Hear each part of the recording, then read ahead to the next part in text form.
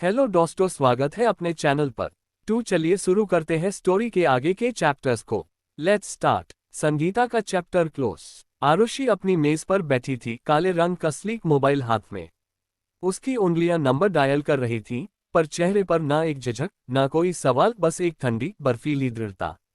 कुछ सेकंड की रिंगटोन के बाद दूसरी तरफ से एक परिचित हल्की मुस्कुराती आवाज आई। हेलो मैडम, बोलिए, आज हमें कैसे याद किया? मेरा एक काम है, उसने धीरे लेकिन ऐसे स्वर में कहा मानो हर शब्द किसी धारदार तलवार से निकला हो। क्या तुम कर सकते हो? क्या काम है? दूसरी तरफ विनय की आवाज में जिज्ञासा और हल्की सावधानी थी। आरुषि ने एक लंबी सांस खींची, जैसे हर शब्द में अपनी सालों की कड़वाहट भर रही हो। गुप्ता ग्रुप को पूरी तरह से बर्बाद कर दो। उनके बिजनेस के टुकड़े टुकड़े कर दो, उनके सारे कॉन्ट्रैक्ट्स, सारे डील्स, सब छीन लो। और फिर जो बचे उसे टेक ओवर कर लो। लाइन के उस पार कुछ पल के लिए सन्नाटा छा गया।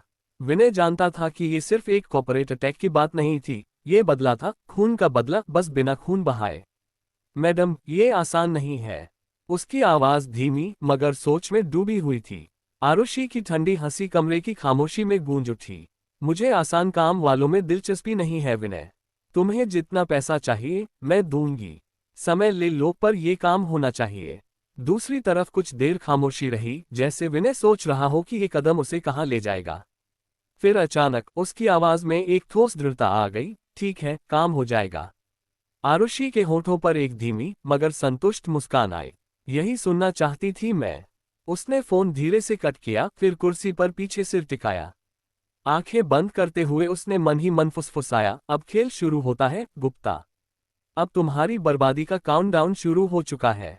खिड़की के बाहर हवा और तेज हो गई थी, जैसे रात भी उसके इरादे की गवाह बन रही हो। वही एक तरफ कमरे में अंधेरा इतना गाढ़ा था कि जैसे काली चादर ने हर कोने को ढक लिया हो। दीवारों पर हल्की हल्की नमी थी और हवा में लोहे व खून की गंध तैर रही थी। सिर्फ बीच में लटकते एक पुराने बल्ब की मध्यम पीली रोशनी टिमटिमा रही थी, जो हर झटके के साथ लंबी डरावनी परछाइयां बना रही थी। फर्श पर एक लोहे की कुर्सी थी, जिससे एक आदमी बांधा गया था। उसके चेहरे पर चोट के ताजा निशान थे, होंठ फटे हुए, नाक से खून रिसकर थोड़ी तक बह चुका था। उसके कपड़े आधे फटे हुए और सांसें तेज, मानो शरीर और हिम्मत दोनों टूटने के कगार पर हो। 3 आदमी उसके चारों ओर खड़े थे।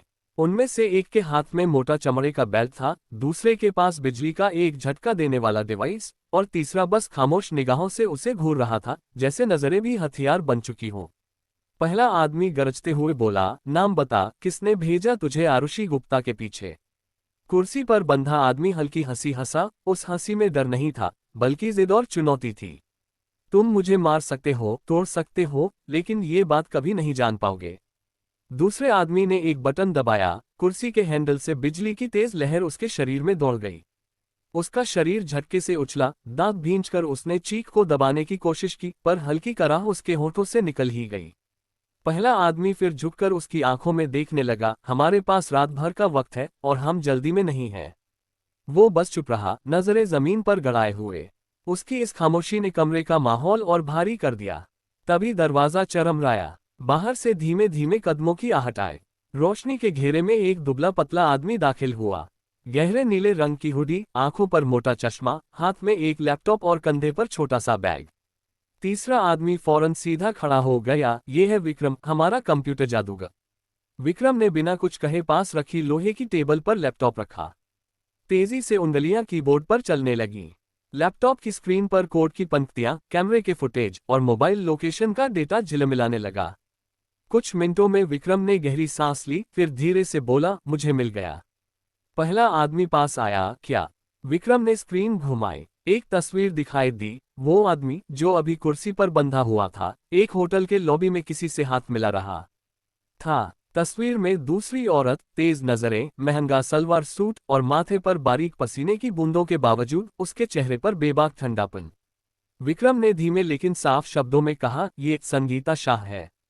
ये कल रात इससे मिलने के लिए होटल शाह परिवार के फार्म हाउस गई थी। मोबाइल लोकेशन, सीसीटीवी फुटेज सब मिलान हो चुका है। कोई शक नहीं, यही भेजने वाली है। कमरे में अचानक सन्नाटा छा गया। पहला आदमी धीरे धीरे मुस्कुराया, तो असली खेल वहां से शुरू होता है। उसने झटके से कुर्सी पर बंधे आदमी की थोड़ी ऊपर उठाई। तेरा खेल खत्म, अब बारी है तेरी मालकिन की। कुर्सी पर बंधा आदमी पहली बार थोड़ा घबराया। उसने होंठ खोले, मानो कुछ कहना चाहता हो, लेकिन पहले आदमी ने हाथ उठाकर उसे रोक दिया। अब बोलने की जरूरत नहीं। अब हम बोलेंगे और वो सुनेगी। विक्रम ने अपना लैपटॉप बंद किया और बैग में डाल लिया। लोकेशन ट्रैक हो रही है। वो इस वक्त शहर में है और अकेली है। हम उसके पास पहुंच सकते हैं चुपचाप। पहले आदमी ने बाकी दोनों को इशारा किया, इसे फिलहाल जिंदा रखो, ये हमारे काम आएगा। लेकिन तब तक ये अंधेरा, ये कुर्सी और ये सन्नाटा इसका नया घर है। जैसे ही दरवाजा बंद हुआ, बल्ब फिर टिमटिमाया और कुर्सी पर बंधा आदमी अकेला रह गया। पर अब उसकी सांसें पहले से भारी थीं, क्योंकि उसे पता था अब सिर्फ वो नहीं, संगीता शाह भी निशाने पर थी। उधर रात के करीब 11:30 बजे राघव कपूर अपने प्राइवेट ऑफिस में बैठा था। कमरे की रोशनी बहुत कम थी, बस एक ही लैंप उसके सामने रखी भारी भरकम लकड़ी की टेबल को रोशन कर रहा था। बाहर बारिश हल्की हल्की हो रही थी। कांच की खिड़कियों पर पानी की बूंदें टकराकर एक अजीब सी लय बना रही थीं। दरवाजा धीरे से खुला और अंदर कदमों की हल्की आहट आए। वो विक्रम था, उसके साथ वही आदमी था जिसने पहले उस कैदी से पूछताछ करवाई थी। दोनों ने झुककर राघव के सामने खड़े होकर कहा, सर, हमें नाम मिल गया है। संगीता शाह वही भेजने वाली है। राघव ने धीरे धीरे अपनी नजरें ऊपर उठाईं। उसकी आंखों में वैसा सन्नाटा था जो तूफान से पहले आता है। उसने सिर्फ इतना पूछा, यकीन पक्का है? विक्रम ने तुरंत जवाब दिया, जी, सबूत हमारे पास है, location, meeting footage, phone record, सब कुछ। राघव ने कुर्सी पर पीछे झुकते हुए धीमे और ठंडे स्वर में कहा, मुझे इस बात से कोई मतलब नहीं कि वो लोग कौन हैं, या वो आरुषि के पीछे क्यों पड़े हैं। उसके शब्द धीमे थे, लेकिन उनमें एक धार थी जो किसी की भी गर्दन काट सकती थी। उसने आगे झुककर दोनों को सीधा देखा और कहा, बस इतना समझ लो, अगर उन्होंने आरुषि को मारने की कोशिश की है तो इसका मतलब उन्होंने राघव कपूर पर हाथ डाला है। कमरे का माहौल अचानक और ठंडा हो गया। बाहर बारिश की आवाज तेज हो गई, जैसे आसमान भी इस फैसले का गवाह बन रहा हो। राघव ने टेबल पर रखी एक क्रिस्टल की एस्ट्रे में अपनी आधी बुझी सिगार को दबाते हुए कहा, कल सुबह नहीं, कल सूरज उगने से पहले शाह परिवार का कोई भी जिंदा नहीं रहना चाहिए। उसकी आवाज में कोई गुस्सा नहीं था, बस एक आदेश था, और राघव कपूर के आदेश सिर्फ एक ही मतलब रखते थे, अंत। वही मनाली शहर के पुराने इलाके में फैली हुई शाह हवेली, जिसकी ऊंची दीवारों पर बेलें लिपटी थीं और भीतर संगमरमर की फर्श पर लाल कार्पेट बिछा था। वो हवेली किसी जमाने में रौब और शान का प्रतीक थी, लेकिन आज उसकी खामोशी में एक अनदेखा डर छिपा था। संगीता शाह हवेली के अंदर अपने कमरे में चहलकदमी कर रही थी। उसके हाथ में मोबाइल फोन था, बार बार स्क्रीन को देख रही थी, कभी मैसेज लिस्ट खोलती, कभी कॉल लॉग, लेकिन हर बार वही नतीजा, कोई अपडेट नहीं। उसका दिल तेजी से धड़क रहा था। वो खुद से बुदबुदाए, इतनी देर क्यों कर रहा है वो? काम खत्म करके एक मैसेज भी नहीं भेज सकता? वो उस भाड़े के हत्यारे का इंतजार कर रही थी, जिसे उसने कल ही आरुषि गुप्ता के पीछे लगाया था। उसके प्लान के मुताबिक आज रात तक आरुषि का नाम हमेशा के लिए मिट जाना चाहिए था। लेकिन समय बीत रहा था और खामोशी बढ़ रही थी। कमरे के एक कोने में पुरानी पेंडुलम घड़ी टिक टिक कर रही थी, हर आवाज जैसे उसकी बेचैनी को और बढ़ा रही थी। संगीता ने खिड़की के पास जाकर बाहर देखा। बगीचे में हल्की धुंध फैली हुई थी, दूर गेट पर चौकीदार अपनी कुर्सी पर ऊँघ रहा था। उसने गहरी सांस ली, एक ग्लास में शराब डाली और एक लंबा घूंट भरा। उसकी आंखों में हल्की थकान थी, लेकिन भीतर का डर और शक अब ज्यादा हावी होने लगा था। शायद पुलिस, नहीं, पुलिस को तो पता भी नहीं होगा, या शायद उसने दगा दे दी। वो खुद को शक और सवालों के जाल में फंसा रही थी। करीब रात के 1 बजे बाहर से हल्की हवा के साथ एक अजीब सी आवाज आई। पहले वो सिर्फ पत्तों की सरसराहट जैसी लगी, लेकिन अगले ही पल वो आवाज बदल गई, धप, जैसे कोई भारी चीज जमीन पर गिरी हो। संगीता ने चौंक कर खिड़की से बाहर झांका। गेट के पास वही चौकीदार, लेकिन अब वो जमीन पर पड़ा था, उसकी गर्दन से खून बह रहा था, और उसके ऊपर खड़ा एक नकाबपोश आदमी धीरे धीरे चाकू पोंछ रहा था। संगीता का दिल जोर से धड़का। उसने फौरन पर्दा खींच लिया और पीछे हट गई। बाहर से दबे कुचले कदमों की आवाजें हवेली की तरफ बढ़ रही थीं। कुछ ही सेकंड बाद ठान्य ठान्य गोलियों की गूंज हवेली की दीवारों से टकराकर गूंजने लगी। अंदर के गार्ड्स ने फौरन हथियार उठाए, लेकिन हमला इतना तेज था कि उन्हें समझने का भी मौका नहीं मिला। एक एक कर हवेली के मुख्य दरवाजे से, बालकनी से, यहां तक कि पिछले बगीचे से भी काले कपड़ों में नकाबपोश लोग अंदर घुस गए। उनकी हरकतें बेहद संगठित थीं। 2 लोग सीधे हॉल की तरफ बढ़े, 3 लोग ऊपर की सीढ़ियां चढ़ गए और बाकी ने हवेली के चारों ओर घेरा डाल लिया। संगीता के कमरे के बाहर से गोलियों और चीखों की आवाजें आ रही थीं। वो डर के मारे अपनी मेज के पास गई, दराज से छोटा पिस्तौल निकाला, लेकिन उसके हाथ कांप रहे थे। बाहर किसी ने जोर से चिल्लाया, कमरे से बाहर निकल संगीता शाह। उसने जवाब नहीं दिया, बस चुपचाप दीवार के पास खड़ी होकर दरवाजे को घूरने लगी। अगले ही पल धड़ाम, दरवाजा लात मार कर तोड़ा गया। धुआं और धूल कमरे में फैल गई। 4 नकाबपोश अंदर घुसे, उनमें से एक ने पिस्तौल सीधा उसकी तरफ तानी। संगीता ने डर और गुस्से में पिस्तौल उठाए, लेकिन उससे पहले ही एक गोली उसके हाथ को छूकर निकल गई। पिस्तौल उसके हाथ से गिर गई और वो पीछे की ओर लड़खड़ा गई। अचानक उनमें से एक आगे बढ़ा। उसकी आवाज बर्फ जैसी ठंडी थी, हर शब्द संगीता के कानों में किसी चाकू की तरह चुभ रहा था। राघव कपूर ने तुम्हें सलाम भेजा है। संगीता की भौहें सिकुड़ गईं। वो हैरानी से बोली, कौन? राघव कपूर। उसकी बात सुनकर नकाबपोश ने हल्का सा सिर झुकाया और फिर होठों से धीमी मगर तीखी हंसी निकली। वो हंसी कमरे की खामोशी में गूंज उठी, जैसे वो जानबूझकर उसके डर को खींच रहा हो। संगीता ने उसे घूरा, फिर अचानक जैसे दिमाग में कोई पुराना पन्ना पलट गया। उसकी आंखों में एक हल्की पहचान की चमक आई, दिल्ली के कपूर परिवार का मुखिया राघव कपूर। नकाबपोश ने कोई जवाब नहीं दिया, बस मुस्कुराकर पीछे हट गया, मानो उसने अपना काम कर दिया हो, डर बो दिया हो। लेकिन संगीता के माथे पर शिकन और गहरी हो गई। पर वो मुझे मारना क्यों चाहेगा? उसकी आवाज में उलझन और हल्की सी घबराहट थी। उसने चारों तरफ देखा, सवाल सभी से था, लेकिन जवाब किसी के पास नहीं था, या शायद वो देना नहीं चाहते थे। चारों नकाबपोश बस उसे देखते रहे। कुछ की नजरें ठंडी थीं, कुछ में हल्की सी नफरत और कुछ में सीधा तिरस्कार। कमरे में चुप्पी भारी होती जा रही थी। तभी संगीता के दिमाग में किसी का चेहरा उभरा, आरुषि गुप्ता। वो चेहरा अचानक इतने साफ तरीके से उसकी आंखों के सामने आया कि उसकी सांस रुक सी गई। होठों पर एक कड़वी हंसी फैल गई। तो ये खेल है? उसके कानों में जैसे एक पुरानी आवाज गूंज गई, आरुषि की आवाज, जब 3 साल पहले, जब मैं कुछ भी नहीं थी, तब भी तुम मेरा कुछ नहीं बिगाड़ पाए, तो अब क्या कर लोगी? 3 साल पहले भी जीत मेरी हुई थी, और इस बार भी होगी। संगीता की उंगलियां कसकर मुट्ठी में भींच गईं। उसने अपने होंठ भींचे और सामने खड़े नकाबपोशों को घूरते हुए कहा, उसे लगता है कि वो जीत जाएगी। उसे लगता है कि मैं डर जाऊंगी। उसकी आवाज अब पहले जैसी घबराई हुई नहीं थी, बल्कि उसमें एक तीखी आग थी। उसे शायद भूल गई है कि शाह नाम मिटता नहीं है। लेकिन उसके मन के भीतर वो जानती थी कि ये मामला सिर्फ आरुषि और उसके बीच की पुरानी दुश्मनी का नहीं था। अगर राघव कपूर का नाम बीच में आ चुका है, तो इसका मतलब था कि खेल बहुत पहले ही खत्म हो चुका है। अचानक उसने अपने कदम रोक लिए। सांसों की रफ्तार अनजाने में तेज हो गई थी। पीछे से आती हल्की आहट अब साफ सुनाई दे रही थी। उसने मुड़कर देखा, अंधेरे में खड़ा एक चेहरा, वही चेहरा जिसे वह कभी जिंदगी में फिर देखने की उम्मीद नहीं कर रही थी। उसके होंठ खुले, लेकिन आवाज गले में ही अटक गई। और तभी लैंप की लौ एक झटके में बुझ गई। आखिर संगीता किसे देखने की उम्मीद नहीं कर रही थी? क्या आरुषि सच में उस बार गुप्ता को पूरी तरह से बर्बाद कर पाएगी? जानने के लिए बने रहिए हमारे साथ। सच का साया। सांसों की रफ्तार अनजाने में तेज हो गई थी। पीछे से आती हल्की आहट अब साफ सुनाई दे रही थी। उसने मुड़कर देखा, अंधेरे में खड़ा एक चेहरा, वही चेहरा जिसे वह कभी जिंदगी में फिर देखने की उम्मीद नहीं कर रही थी। उसके होंठ खुले, लेकिन आवाज गले में ही अटक गई। और तभी लैंप की लौ एक झटके में बुझ गई। अंधेरे में बस एक क्षीण सी हलचल थी। लकड़ी का फर्श धीरे धीरे चरमरा रहा था, जैसे कोई भारी कदम अंदर आ रहा हो। एक सड़ी सी गंध पुरानी किताबों और नमी से मिली जुली कमरे में फैल गई। उस धुंधली रोशनी में दरवाजे की चौखट पर एक झुकी हुई आकृति उभरने लगी, सफेद साड़ी में लिपटी, कांपते हाथों में एक पुराना लोहे का लाठी।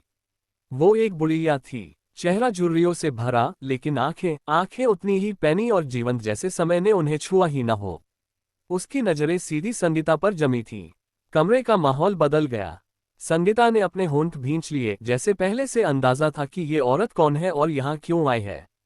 बुढ़िया ने धीरे धीरे कमरे में कदम रखा, लाठी की टक टक जैसे कमरे की चुप्पी को तोड़ रही थी। वो संगीता के बिल्कुल सामने आकर रुकी और बिना एक पल की देर किए आवाज में ठंडापन और दर्द दोनों मिलाकर बोली, तुमने बहुत गलत किया संगीता। संगीता की आंखों में हल्की सी चुभन उभरी, लेकिन उसने चेहरे पर कोई पछतावे का भाव नहीं आने दिया। गलत, उसने तिरस्कार से कहा। मैंने जो भी किया और जो कर रही हूँ वो मेरे पति और बेटी की मौत के बदले के लिए कर रही हूँ। बुढ़िया ने हल्की सी मुस्कान दी, वो मुस्कान जिसमें सहानुभूति नहीं, बस एक जानने वाली की कटु सच्चाई थी। वो और करीब आए, जैसे हर शब्द सीधे संगीता के दिल में उतारना चाहती हो। नहीं संगीता, उसने धीमे लेकिन ठोस स्वर में कहा, तुम बदला इसलिए नहीं ले रही कि तुम्हारे पति और बेटी की मौत हुई। तुम बदला इसलिए ले रही हो क्योंकि 3 साल पहले उस लड़की आरुषि ने तुम्हारे अहंकार को चकनाचूर कर दिया था। संगीता की सांस एक पल को थम गई। कमरे में हवा भारी हो गई, जैसे दीवारों ने भी इस आरोप को सुन लिया हो। लेकिन उसने अपने भाव छुपाते हुए ठंडी हंसी हंसी। तुम्हें नहीं पता, तुम्हें कुछ नहीं पता। बुढ़िया ने उसकी बात काट दी, मुझे सब पता है। उसकी आवाज अब तेज और धारदार थी। मैंने देखा था उस दिन जब तुम्हारी महफिल में आरुषि ने तुम्हारे सामने सच बोलने की हिम्मत की थी। जब उसने तुम्हारी झूठी शान को सबके सामने उघाड़ दिया था। तुमने हंसकर उसे नजरअंदाज किया, लेकिन मैं देख रही थी तुम्हारी आंखों में वो चोट, वो अपमान का जहर। संगीता का गला सूखने लगा था। यादें जैसे दीवार से टकराकर वापस लौटने लगीं। वो दिन, वो हॉल, सबके सामने उसकी आवाज दबाने की कोशिश और फिर भी आरुषि का डटकर खड़ा रहना। लेकिन उसने सिर ऊंचा रखकर कहा, उस दिन जो हुआ उसका मेरे बदले से कोई लेना देना नहीं। बुढ़िया ने तिरस्कार भरी हंसी छोड़ी। लेना देना नहीं। वह धीमे धीमे उसके चारों ओर घूमने लगी, उसकी लाठी फर्श पर खिसकती जा रही थी। तो फिर क्यों, जब तुम्हारे पति और बेटी की मौत हुई, तुमने उसी लड़की को अपने गुस्से का पहला निशाना बनाया? क्यों हर चाल, हर साजिश उसी के खिलाफ बुनी? क्यों तुमने अपने दर्द को उसके चेहरे पर लाने की ठानी? संगीता के हाथ अनजाने में मुट्ठी में बंध गए। उसकी आंखों में आंसू नहीं थे, सिर्फ एक सख्त पत्थर जैसी चमक। क्योंकि, उसने धीरे से कहा, क्योंकि उस दिन उसने मुझे कमजोर दिखाया था। और जिसने मुझे कमजोर दिखाया, उसे मेरी ताकत का असली मतलब समझना चाहिए। बुढ़िया अब उसके बिल्कुल सामने थी। उसने लाठी संगीता के पैरों के पास गाड़ दी और झुककर उसकी आंखों में देखा। ताकत, उसकी आवाज में एक अजीब सा कंपन था। ताकत बदले में नहीं, माफ करने में होती है। लेकिन तुमने बदला इसलिए चुना क्योंकि तुम्हारे भीतर का अहंकार तुम्हें चैन से सोने नहीं देता। तुम्हारा दर्द असली है संगीता, लेकिन तुम्हारा रास्ता झूठ है। संगीता ने पलटकर उसकी आंखों में घूरा। झूठ या सच, जो भी हो, अब पीछे मुड़ने का वक्त नहीं है। मैंने जो शुरू किया है उसे पूरा करूंगी। बुढ़िया ने सिर हिलाया, जैसे उसे पहले से अंदाजा था। तुम सोचती हो कि ये बदला तुम्हें शांति देगा। नहीं संगीता, ये तुम्हें और गहरे अंधेरे में धकेल देगा। और जब तुम गिरोगी तो तुम्हें बचाने कोई नहीं आएगा। एक पल के लिए कमरे में फिर वही चुप्पी लौट आए। खिड़की से बाहर हवा में पत्तों की सरसराहट थी, लेकिन भीतर बस दो औरतें थीं, एक जो अपने अतीत के बोझ में डूबी थी और दूसरी जो उसकी आत्मा के आईने में सच दिखा रही थी।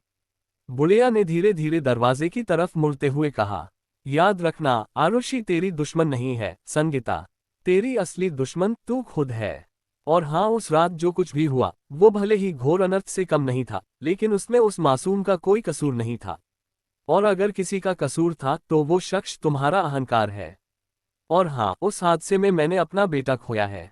तो मुझे कभी ये जताने की कोशिश मत करना कि तुम्हें उनकी मौत की बहुत ज्यादा दुख है, क्योंकि उनकी मौत से सबसे ज्यादा फायदा तुम्ही को हुआ है। संगीता ने कुछ जवाब नहीं दिया। उसका चेहरा पत्थर की तरह कठोर था, लेकिन बुढ़िया देख रही थी भीतर कहीं एक हल्की दरार पड़ चुकी है। वो मुड़ी और लाठी की ठक ठक के साथ दरवाजे की तरफ बढ़ने लगी। कमरे के कोने में खड़े 3 बॉडीगार्ड, जो अब तक बस खामोश दर्शक बने थे, उसकी हर हरकत देख रहे थे।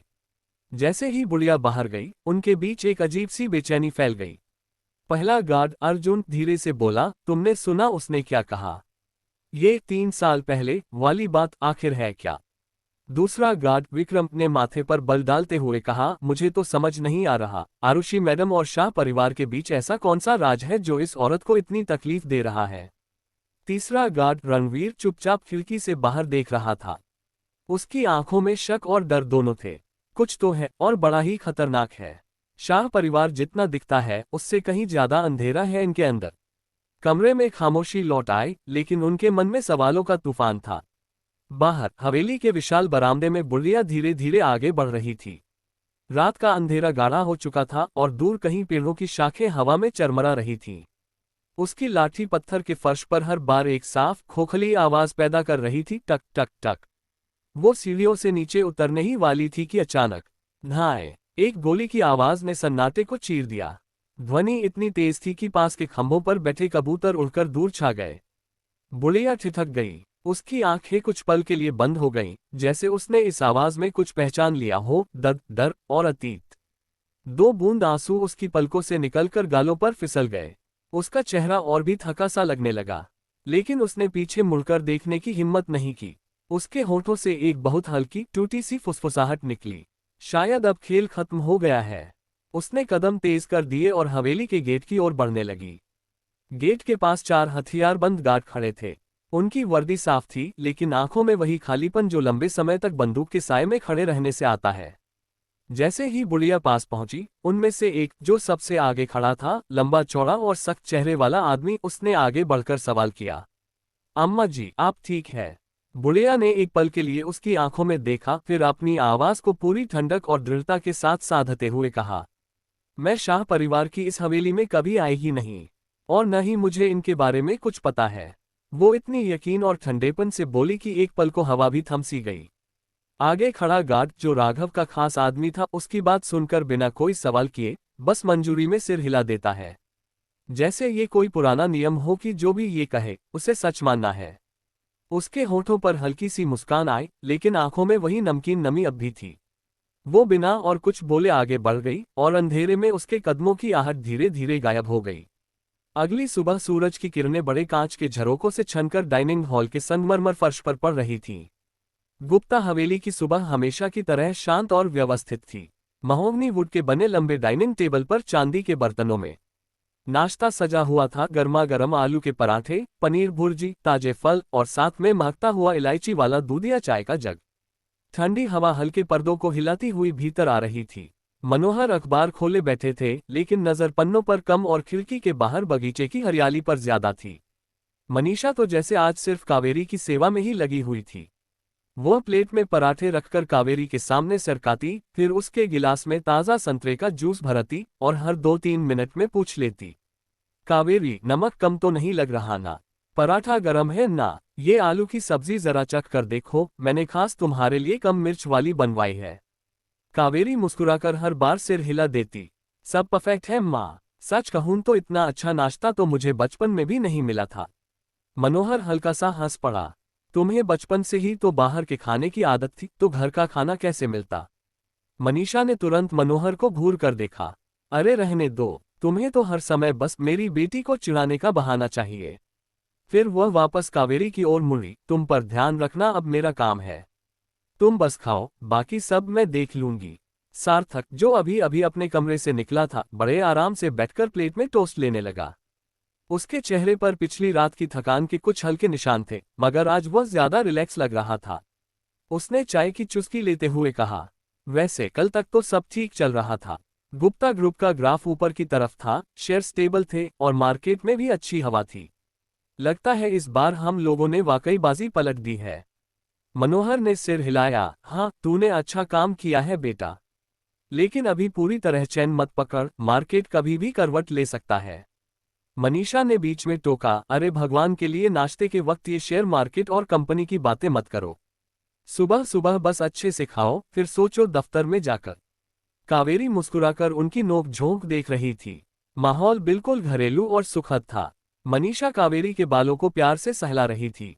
तुम्हारा चेहरा अब पहले से ज्यादा खिल रहा है कावेरी, लगता है यहाँ आने का फायदा हुआ। कावेरी ने धीरे से कहा, शायद आपके प्यार की वजह से। मनीषा की आंखें चमक उठीं, तो फिर अब रोज ऐसे ही प्यार मिलेगा। और तभी सार्थक के मोबाइल की रिंग अचानक तेजी से बजी। उसने ज्यादा ध्यान नहीं दिया, लेकिन जब तीसरी बार रिंग बजी तो उसने लापरवाही से मोबाइल उठाकर कॉल रिसीव कर लिया। हाँ बोलो। लेकिन अगले ही पल उसकी आंखें फैल गईं, जैसे किसी ने कान में जहर उंडेल दिया हो। क्या ये कैसे हो सकता है? उसकी कुर्सी थोड़ी पीछे खिसक गई, प्लेट में रखा टोस्ट अधूरा छोड़कर वह खड़ा हो गया। नहीं, ये नामुमकिन है। कल ही तो हमने सब स्टेबल किया था, अभी अभी तो क्या मतलब सब गिर रहा है। सामने बैठे मनोहर और मनीषा चौंककर उसे देखने लगे। हाँ, मैं अभी आ रहा हूँ। कॉल काटते ही उसने मोबाइल मेज पर पटक दिया।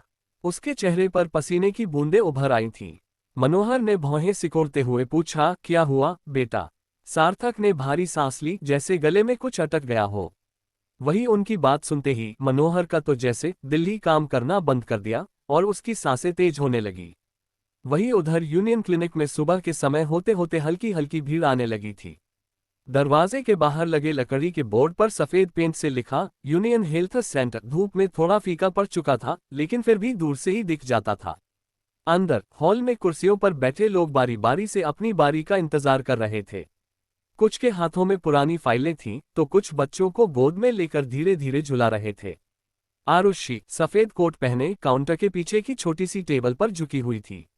उसके सामने खुली हुई कांच की शीशियों में जड़ी बूटियों का पाउडर, छोटी छोटी पर्चियां और नाप तौल के उपकरण रखे थे।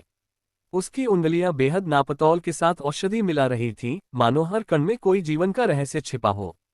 तभी उसकी जेब में रखा पुराना मोबाइल हल्के हल्के कंपन करने लगा।